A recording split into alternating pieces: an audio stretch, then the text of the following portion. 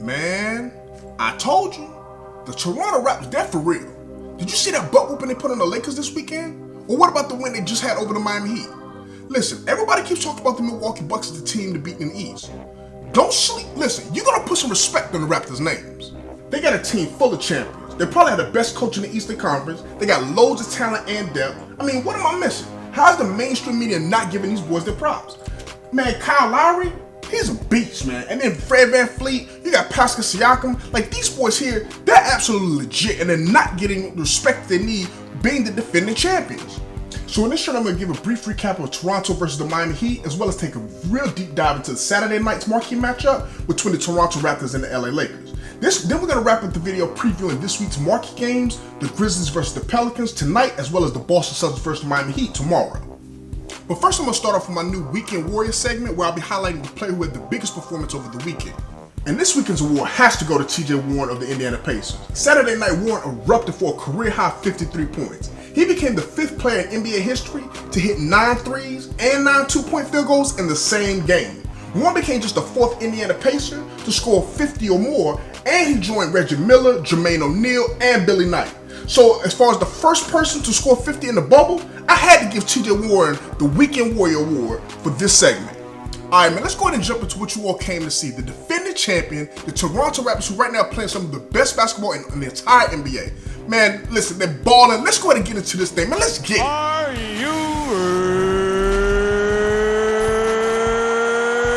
ready? Welcome back to Journey of a Ballaholic, the best talk show for basketball addicts. I'm your host, General Hannibal X. Now, if you're new on this channel, you're going to be getting my passionate and in-depth analysis on the hottest NBA and college basketball topics. Listen, I'm a ballaholic, absolutely addicted to basketball. And just like everybody, I have my own opinion. But if you like opinions that are backed by facts, go ahead and hit that like button. Make sure you subscribe to the channel, but also be sure to tap that bell notification so that you be updated whenever I drop new videos, which is every Monday and Friday at 6 p.m. Eastern Standard Time. Now let's kick things off with the Miami Heat and the Toronto Raptors. This right here was a game that just ended, and the Toronto Raptors pulled out a tough one right here. Listen, it came down to Fred VanVleet having a career game. I mean, I think he became the 11th player in Raptors history to have over 35 points, 5 rebounds, 4 assists. Like, the man absolutely did it all, and he got the key steal at the end of the game to secure this win.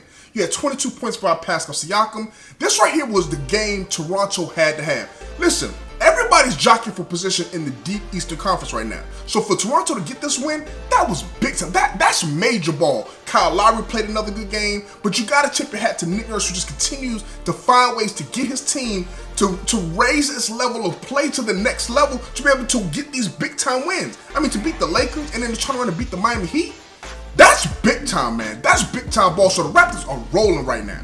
But the game I have to talk about is the Lakers and the Raptors. This was Saturday night's marquee matchup.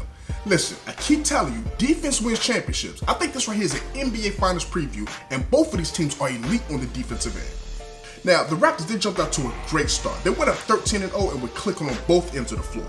The Lakers settled in though, and they were able to get back into the game and cut the lead to 2 at the end of the first quarter. I love Nick Nurse's game plan to double team Anthony Davis as soon as he caught the ball in the post. Very smart when you consider that Anthony Davis has that size, skill, and that ability to draw fouls around the rim. We saw that against the Clippers. Now, the Lakers and the Raptors, these are the 2 highest scoring teams in transition. They're both top 4 at defending the three-point line, so this truly was a battle of execution. Who's going to be able to get a stop and then be able to get easy baskets on the other end? Now, both teams were held under 45 points at halftime, which shows just how much of a defensive battle this truly was. And the Raptors, they held the Lakers to no double-figure scores at half for the first time all season. Now, even though the Lakers, they still took a 3-point lead into the halftime break. Now, what was really truly interesting was seeing just the chess match that was going on between these 2 head coaches. Both of these guys, I think, are really underrated. And Nick Nurse, I love, like I said, once again, how he was doubling Davis in the post. But what it did was it forced Frank Vogel to have to move Davis out more to the perimeter. And it seemed to work in the second half as Davis was able to go ahead and get Serge Ibaka a couple of fouls called to him as he was taking him off the dribble. Now, the Lakers, they showed just how devastating their size is with Anthony Davis and LeBron James. There was a possession where LeBron had one of his patented chase down blocks, and then right behind it, Anthony Davis followed up with a swat of his own. But this game right here, this game was truly all about Kyle Lowry. The Lakers not having Avery Bradley, it really showed just how much they missed his on-ball pressure. The Lakers couldn't keep Lowry out of the paint and off the free throw line for anything. His ability to quarterback that Raptors offense was absolutely masterful.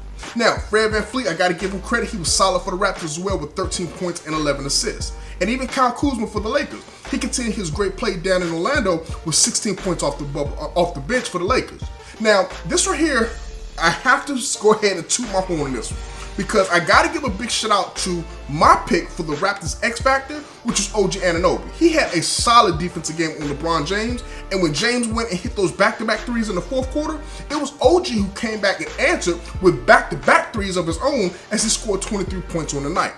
But Kyle Lowry, this was the guy. He was the one who was all over the place all night long, and he truly helped the Raptors win this game. Lowry is tied for the league lead in charges taken, and he took a big-time charge on J.R. Smith in the third quarter, which helped the Raptors keep and maintain that 3-possession lead. Now, the Raptors, they play with very small guards with Lowry and VanVleet, and they're pesky, man. They seem to get their hands on everything. It was Kyle Lowry that led everyone and had a career-high 14 rebounds. He was all over the place causing havoc. Now, there was a key moment in the game where the Raptors took advantage of LeBron trying to get a little breather in the fourth quarter, and once he went out, the Raptors went on a 7-0 run and they never looked back. Now, the Lakers, they're going to have to find ways to maintain leads when LeBron goes out the game, and I think that's where playoff Rondo can really come in and fill that role excellent. He's a guy that can come down and run that offense when LeBron's sitting down to make sure that the Lakers get a legitimate, good shot in the flow of their offense. But with no Rondo or Avery Bradley in this one, man, Lowry's one-on-one game, man, listen, it was just too much for the Lakers defending this one. This is going to be a real key to watch for the Lakers moving forward, is how do they defend those small, quick guards? This was Kyle Lowry's second career game with 30 points and 10-plus rebounds, so I had to give Kyle Lowry the star performer in this matchup. Now, this Lakers loss continued an 11-game losing streak against the Toronto Raptors. They haven't beaten the Toronto Raptors since November 30th of 2014, and that's when Kobe Bryant was playing, and he had a triple-double in that one with 31 points, 11 rebounds, and 12 assists. Man, the Raptors played by far their best defensive game all season on the Lakers. They held the Lakers to a season low in field goals made, field goal percentage, and assists in the game.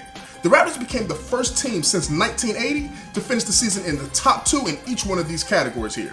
Okay, let's go ahead and move on to the marquee matchup tonight. Now, this is a must-win for both of these young teams. You got the Memphis Grizzlies and the New Orleans Pelicans. Man, I can't tell you how frustrated I am with this Pelicans organization right now. There's only 8 seeding games, and you come out in a winnable game against Utah and lose it because you don't play Zion. Why would you even play him at all if you're not going to unleash the beast? Who knows how much time he's going to get in tonight's game? He played a season-low 15 minutes against Utah, then played a new season-low 14 minutes against the Clippers. I mean, listen, that actually broke his 21-game win streak, consecutive game streak of having scored double figures. They broke that. They didn't even play him for 14 minutes. The Pelicans, listen, they're only 3.5 games out of the AFC. But tonight, that's an absolute must-win. It's a must-win for both teams. The Grizzlies, they're fighting for dear life to hold on to the 8th spot, which is why I think Ja Morant and Zion, they're the marquee matchup for tonight, even though they don't guard each other. Ja Morant has to be the best player on the court tonight for Memphis to win this game. And Zion, he's just got to be on the court. Morant, he's only averaged 16 points in 2 games against the Pelicans this season. Both of those games were New Orleans win. Now, after losing to Portland and San Antonio, the 2 teams that are right on Memphis' heels by just a combined 7 points, this is a game they have to get. And listen, it's not going to get much easier after this. They got Utah, OKC, Toronto, then Boston, and finally Milwaukee left on the schedule. Ja Morant has to will his team to victory tonight, or they may not win any seeding games, and they may end up just missing the playoffs altogether. Now, as much as I want to see the Pelicans win this game and make the playoffs, I just don't know how much Zion we're going to see tonight. If he plays less than 25 minutes like he's done in the last 2 games, because I think the Memphis right now is playing better basketball, I'm picking the Memphis Grizzlies led by Ja Morant to get a much-needed win. Now, of course, that prediction could change if Zion plays his normal rotation and it's his normal self. I do think that the Pelicans are a better team when Zion is Zion. But let's go ahead and move on to the final preview that we have for our marquee matchup, and that's the Celtics taking on the Miami Heat tomorrow night. Now, we just saw it on Sunday that Boston had no answer for Nurkic down low. He put up 30 points on 12 for 20 from the field. And I think Bam Adebayo is going to go absolutely off against the Celtics in this one. Now, he hasn't played well against Boston in the first 2 meetings, but this is a big-time matchup, and I'm expecting the big-time players to bring their A-game. Now, Jason Tatum, there was a meme going around recently where he cut his hair, and they said that it made a difference. And I don't know, and maybe it did because you talk about scorching hot, Jason Tatum lit the Trailblazers up. 34 points, hit 5 for 8 from deep.